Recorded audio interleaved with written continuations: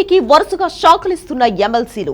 నిన్న సునీత, కళ్యాణ్ చక్రవర్తి, కర్రి పద్మ, జయమంగళ. తాజాగా వైసీపీకి గుడ్ బై చెప్పిన మర్రి రాజశేఖర్. మాజీ మంత్రి విడుదల రజనీ వేధింపులే కారణమా? 2029లో చిలకలూరిపేట టికెట్ మర్రి ఖాయమా? టీడీపీ అధిష్టానం రాజశేఖర్ కు హామీ ఇచ్చేసిందా?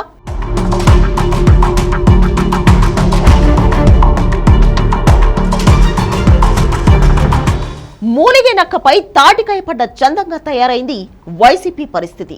అసలే అధికారం కోల్పోయి పీకల్లోతు కష్టాల్లో ఉన్న జగన్ కు ఆ పార్టీ ప్రజాప్రతినిధులు ఊహించని జలక్కిస్తున్నారు. తాజాగా వైసీపీ సీనియర్ నేత మర్రి రాజశేఖర్ రాజీనామాకు కారణాలు ఏంటి?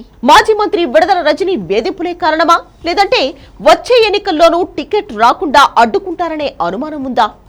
అందుకే పార్టీ మారాలనే రాజీనామా చేశారా? వైసీపీకి షాకుల మీద షాకులు తగులుతున్నాయి. ఒకరి తర్వాత ఒకరు ఎమ్మెల్సీలు పార్టీకి రామ్ చెప్పేస్తున్నారు. నిన్న మొన్నటి దాకా మున్సిపల్ చైర్మన్లు, వైస్ చైర్మన్లు, కౌన్సిలర్లు పార్టీకి గుడ్ బై చెప్పారు. ఇప్పుడు ఎమ్మెల్సీలు రాజీనామాల బాట పట్టారు. ఒక్కరు కాదు, ఇద్దరు కాదు, ఏకంగా 4 ఎమ్మెల్సీలు పార్టీని వీడారు. తాజాగా మర్రి రాజశేఖర్ ఎమ్మెల్సీ పదవికి, వైసీపీ ప్రాథమిక సభ్యత్వానికి రాజీనామా చేస్తున్నట్లు ప్రకటించారు. వెంటనే తన రాజీనామాను ఆమోదించాలని మండలి చైర్మన్ మోషన్ రాజును కోరారు. ఇప్పటికే ఆ పార్టీ ఎమ్మెల్సీ పోతుల సునీత, బల్లి కళ్యాణ్ చక్రవర్తి, కర్రి పద్మశ్రీ, జయమంగళ వెంకటరమణ రాజీనామా చేశారు. మర్రి రాజశేఖర్ తో ఆ సంఖ్య 5కు చేరింది.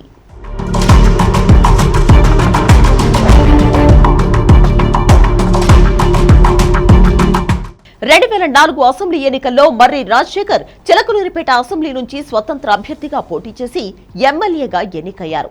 2009లో కాంగ్రెస్ అభ్యర్థిగా పోటీ చేసి పరాజయం చెందారు. వైఎస్ రాజశేఖర రెడ్డి మరణానంతరం 2010లో వైసీపీలో చేరారు. 2014లో వైసీపీ అభ్యర్థిగా పోటీ చేసి పరాజయం పాలయ్యారు. ఆ తర్వాత ఉమ్మడి గుంటూరు జిల్లా వైసీపీ జిల్లా అధ్యక్షులుగా పనిచేశారు. 2018లో వైఎస్ జగన్ పాదయాత్రలో కీలకంగా పనిచేశారు. 2019 ఎన్నికలలో చిలకలూరిపేట నుంచి వైసీపీ టికెట్ ఆశించి భంగపడ్డారు. అసెంబ్లీ టికెట్ రాకపోయినా పార్టీని వీడలేదు. జగన్మోహన్ రెడ్డినే నమ్ముకున్నారు. అయితే ఎమ్మెల్సీ హామీతో సర్దుకుని పార్టీలో కొనసాగారు.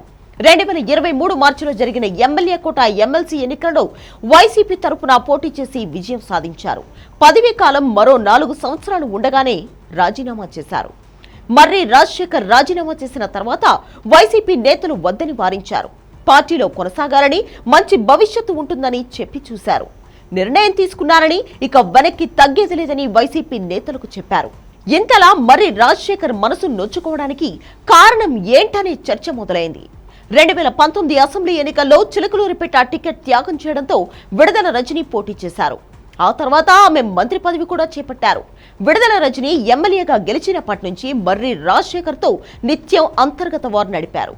పార్టీకి తానే సర్వస్వం అనేలా నియోజకవర్గంలో వ్యవహరించడం మర్రికి నచ్చలేదు.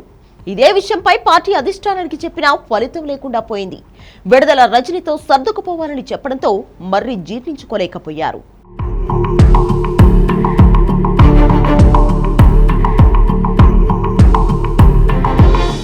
కొంతకాల అవమానాలు సహించుకుంటూ వచ్చిన ఆయన కూటమి అధికారంలోకి రావడంతో తన వ్యూహం మార్చుకున్నారు. వచ్చే ఎన్నికల్లో ఎలాగైనా పోటీ చేయాలని భావిస్తున్న మర్రి రాజశేఖర్ తెలుగుదేశం పార్టీతో సంప్రదింపులు జరిపారు. అక్కడి నుంచి గ్రీన్ సిగ్నల్ రావడంతో వెంటనే వైసీపీకి గుడ్ బై చెప్పారు. 2029లో చిలకలూరిపేట నుంచి తెలుగుదేశం పార్టీ అభ్యర్థిగా బరిలోకి దిగబోతున్నారు. ఇదే విషయంపై మాజీ మంత్రి పత్తిపాటి పుల్లారావుకు టీడీపీ హైకమాండ్ స్పష్టమైన సంకేతాలు ఇచ్చినట్లు పార్టీ వర్గాల్లో చర్చ నడుస్తోంది. ఏది ఏమైనా గుంటూరు జిల్లా రాజకీయాలు ఆసక్తికరంగా సాగుతున్నాయి.